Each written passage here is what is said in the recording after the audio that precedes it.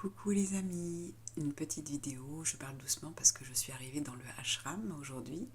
Je suis arrivée cet après-midi et je repars dimanche. Donc je vais me faire 2 jours de temps de pause. Alors j'allais dire de silence, pas forcément, puisque j'ai déjà commencé à papoter, hein, vous me connaissez.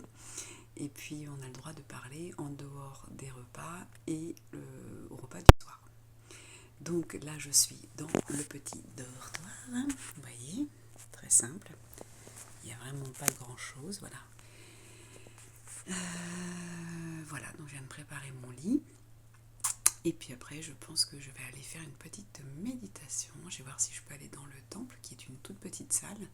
Parce qu'en bref, vous avez la cuisine, il y a... Là, je viens d'aller checker mon arrivée. Et alors, pour vous donner quelques explications, donc ce ashram, je l'ai connu en juin 2023. C'était un de mes rêves que j'ai réalisé en venant pratiquer une méditation ici. J'apprenais une méditation particulière qui s'appelle la méditation Ayam. C'est là où j'ai rencontré Carole, avec qui je suis partie 3 mois dans les îles.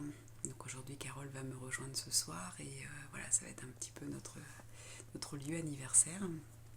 Et ensuite, je repars chez Carole pendant 15 jours. J'espère que vous m'entendez bien, je parle doucement parce qu'ici on ne peut pas parler très fort. Donc c'est quoi en fait la vie au ashram? Eh bien c'est le petit déjeuner, alors on va dire si je dis plus de bêtises, je crois que c'est de 6h à 7h, vous avez des méditations, vous avez donc une pièce qui sert de temple, où on peut se réunir pour faire des chants, des choses comme ça. Ensuite, alors je dis pas que je vais y aller, hein, 6-7h je suis pas sûre, vu que j'ai déjà fait une fois, à voir. Ensuite, il y a le petit déjeuner. Ensuite, il y a tout ce qu'on appelle les sévas. Quand vous ne venez pas pour un atelier particulier, et même pour les ateliers, vous participez un petit peu. C'est-à-dire que le séva, c'est un temps donné.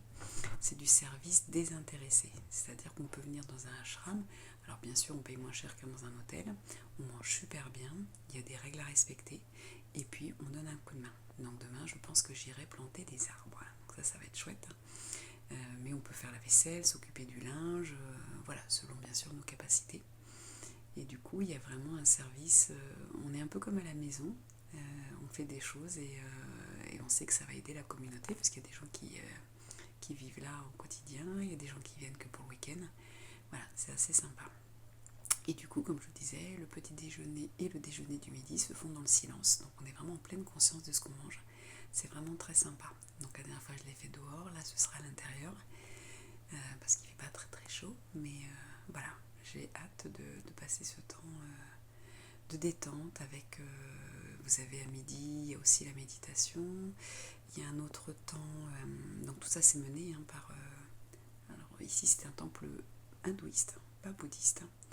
Donc c'est une des petites différences, je pourrais pas vous les dire comme ça, mais voilà, le bouddhisme on est vraiment sur Bouddha, l'hindouisme on est sur un petit peu plus de devas. Il y a beaucoup de dieux et de déesses, donc on appelle ça des devas, dans l'hindouisme.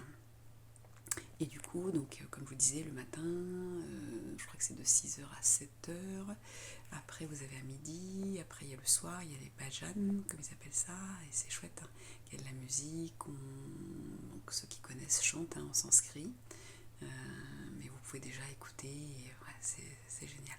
Donc, il y a tous ces temps dans la journée où vous pouvez participer, rien d'obligatoire bien sûr, mais vous pouvez participer, vous mettre en méditation, écouter quand il y a des enseignements. Ouais, c'est vraiment, vraiment chouette, c'est vraiment un temps pour soi.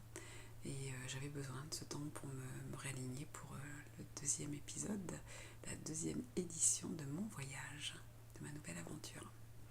Je vous embrasse et je vous dis à bientôt.